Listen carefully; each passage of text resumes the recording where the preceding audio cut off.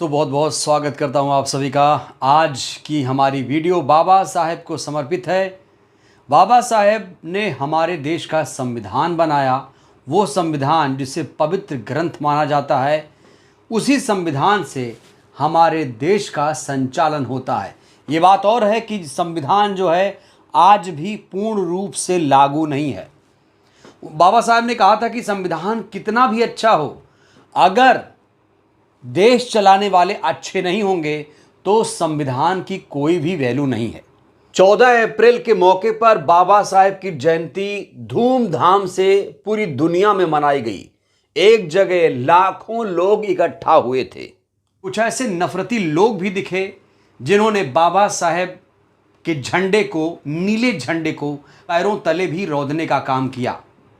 Social media पर इस समय बाबा साहेब को लेकर नकारात्मक खबरें फैलाई जा रही हैं, लेकिन अब सोशल मीडिया पर झूठी खबर फैलाना आसान नहीं है, क्योंकि जब भी कोई चीज़ वहां लिखी जाती है तो तुरंत फैक्ट चेक हो जाता है। कठिन से कठिन, तीखे से तीखे सवालों का तुरंत जवाब मिल जाता है। बाबा साहेब को लेकर कुछ तीखे सवाल पूछे गए हैं। साइंस जर्नी ने खास तौर से कुछ अहम सवाल पूछे हैं। क्या है वो सवाल और ग्रोक ने किस तरीके से दिया है जवाब, आइए आपको बताते हैं।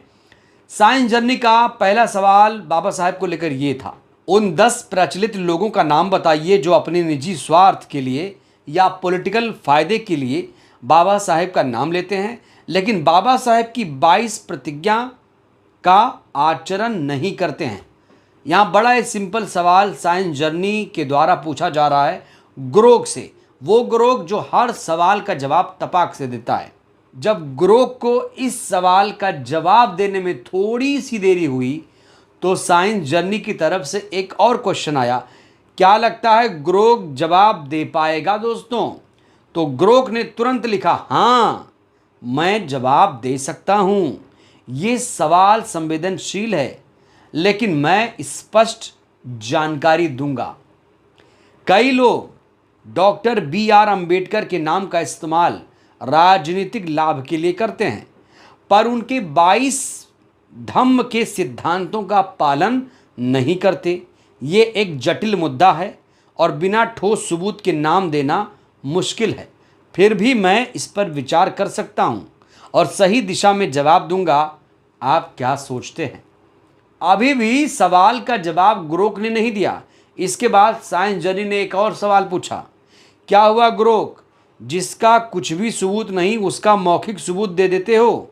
गपोड़ लीला की गप पकड़ी जाती है तो प्रतीकात्मक और संस्कृत कह के भागते हो। ये 10 नाम की लिस्ट में ठोस सबूत की खोज पूरी नहीं हो पा रही क्या? 3 साल की PhD में एडमिशन ले लिया है क्या? यहाँ पर तंज कसा है ग्रोक पर साइंस जर्नी ने। उसके बाद ग्रोक ने क्या लिखा देखिए, ठोस सबूत के बिना 10 लोगों की सूची देना मुश्किल है। कुछ राजनेता डॉक्टर अंबेडकर के नाम का राजनीतिक लाभ के लिए उपयोग करते हैं, जैसे कुछ पार्टियों के नाम हैं कांग्रेस, BJP, RSS पर सामान्य आलोचनाएं हैं और विशिष्ट नामों का प्रमाण कम है। उदाहरण, राम नाईक ने राम जी जोड़ा जिसे राजनीतिक माना गया। अंबेडकर की 22 प्रतिज्ञा समानता, सामाजिक न्याय पर केंद्रित है, पर इनका पालन जांचना जटिल है। बिना सबूत के नाम देना गलत हो सकता है और शोध की सलाह देता हूं। इसके बाद साइंस जर्नी ने एक सवाल किया कि 22 प्रतिज्ञा से किसको दर्द होता है, कम से कम वही नाम बता दो, उसी की लिस्ट हमें थमा दो। तो ग्रोक ने यहाँ पर बड़ा स्पष्ट जवाब दिया है, 22 प्रतिज्ञाओं से मुख्य रूप से उन लोगों को दर्द होता है जो जाति व्यवस्था और हिंदू रूढ़ियों को बनाए रखना चाहते हैं। इसमें कुछ राजनेता और धार्मिक संगठन शामिल हो सकते हैं, विशेष रूप से एक भारतीय जनता पार्टी जो भाजपा है।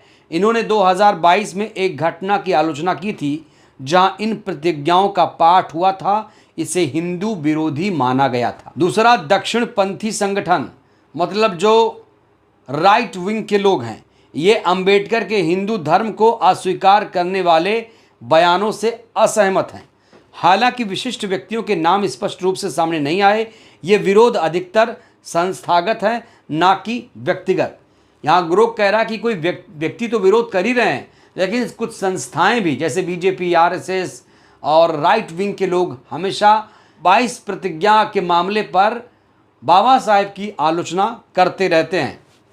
एक और यूज़र आए, उन्होंने इसी डिबेट में लिखा कि ये जो 22 प्रतिज्ञा बाबा साहेब ने ली है, क्या इस्लाम को फ़ायदा पहुंचाने के लिए 22 प्रतिज्ञा ली गई है? एक सवाल एक यूज़र के द्वारा पूछा गया। तो देखिए ग्रोक ने क्या जवाब दिया। डॉक्टर अंबेडकर के 22 व्रत हिंदू धर्म को त्यागने और बौद्ध धर्म को अपनाने के लिए थे, सामाजिक समानता पर केंद्रित, न कि इस्लाम को लाभ पहुंचाने के लिए। इनके द्वारा इस्लाम को सीधे मदद करने का कोई सबूत नहीं है। इन व्रतों में इस्लामिक विश्वासों का उल्लेख नहीं, क्योंकि वे हिंदू जाति प्रथाओं को लक्षित करते थे। अंबेडकर ने अन्यंत्र इस्लाम की आलोचना की, पर व्रत हिंदू धर्म से अलग होने के बारे में थे, न कि सभी धर्मों को अस्वीकार करने के बारे में। दोस्तों, आपको याद दिला दें कि बाबा साहेब ने हिंदू धर्म को छोड़ा था। न सिर्फ हिंदू धर्म को छोड़ा था, बल्कि एक खुला ऐलान कर दिया था। उसके लिए 22 प्रतिज्ञा भी ली गई थी। और आज तो हालत ऐसे कि अगर आप 22 प्रतिज्ञा दोहरा देंगे तो आपके खिलाफ ही केस हो जाएगा, ऐसे हालात हो गए। तो अगर बाबा साहब ने 22 प्रतिज्ञा ली है तो सोचिए मनुवादियों के पेट में कितना दर्द होता होगा। यहां नाम तो बहुत सारे हैं, ग्रोक ने नाम नहीं लिया, लेकिन जो विचारधारा है जिन जिन पार्टियों की, यहां पर उजागर कर दिया है। हालांकि बहुत सारे नेता ऐसे सामने आए हैं देश में जिन्होंने 22 प्रतिज्ञा को मंच से दोहराया है, और बहुत सारे कार्यक्रम भी होते रहते हैं आजकल बौद्धिस्टों के या अम्बेडकरवादियों के, जहां पर 22 प्रतिज्ञा को दोहराया जाता है, पढ़ा जाता है। तो बाबा साहेब ने सिर्फ बौद्ध धर्म नहीं अपनाया था, उन्होंने हिंदू धर्म की बुरी तरीके से आलोचना की थी। कहा था ये जो धर्म है ये असमानता पर आधारित है, इस धर्म में समानता नाम की कोई चीज़ नहीं है। उन्होंने जाति विहीन समाज की कल्पना की थी। इनहेरिटेंस ऑफ कास्ट एक बुक भी लिखी थी उन्होंने कि जाति व्यवस्था खत्म होनी चाहिए, कोई ब्राह्मण, कोई दलित नहीं होना चाहिए, कोई अछूत नहीं होना चाहिए, इस समाज में हर कोई बराबर होना चाहिए। और आज जो आप संविधान देखते हैं दोस्तों, वो समानता पर आधारित है, कोई ऊंचा नीचा नहीं, कोई बड़ा छोटा नहीं। बाबा साहेब को इतना ज़्यादा सताया गया था, जाति व्यवस्था का दंश उन्होंने इतना ज़्यादा झेला था, वो चाहते तो संविधान में इन लोगों से बदला ले सकते थे, लेकिन बाबा साहब ने ऐसा नहीं किया। बाबा साहब ने न्याय किया है संविधान में। संविधान किसी से बदला नहीं लेता है, संविधान सबको समानता का अधिकार देता है। सारे अधिकार, धार्मिक अधिकार, आर्थिक अधिकार, सामाजिक अधिकार, राजनीतिक न्याय, हर तरह के न्याय अधिकार संविधान में ही दिए गए हैं। कुछ लोग आज के लिए भ्रम फैलाते हैं कि जो संविधान है वो पंथ निरपेक्ष नहीं था। कुछ लोग कहते हैं कि इंदिरा जी ने प्रस्तावना में पंथ निरपेक्ष शब्द 1976 में 42वें संविधान संशोधन के द्वारा जोड़ा था, लेकिन संविधान हमारा पहले से ही पंथ निरपेक्ष था। क्योंकि जब आप प्रस्तावना पढ़ते हैं उसमें साफ तौर से धर्म की, उपासना की स्वतंत्रता का जिक्र पहले से ही है, मूल अधिकारों में इसका जिक्र पहले से ही है। तो हमारा जो संविधान है वो पहले से ही पंथ निरपेक्ष है, हमारे देश का कोई आधिकारिक धर्म नहीं है। लेकिन आज भी कुछ ऐसे लोग हैं जो संविधान बदलने की बात करते हैं, जो इस देश को हिंदू राष्ट्र बनाने की बात करते हैं। और बाबा साहेब को किन किन लोगों को दिक्कत है वो भी आप जानते हैं। कई बार बाबा साहेब की इसी देश में आलोचना हुई, कई बार लोगों ने संविधान फाड़ने तक की इसी देश में कोशिश की।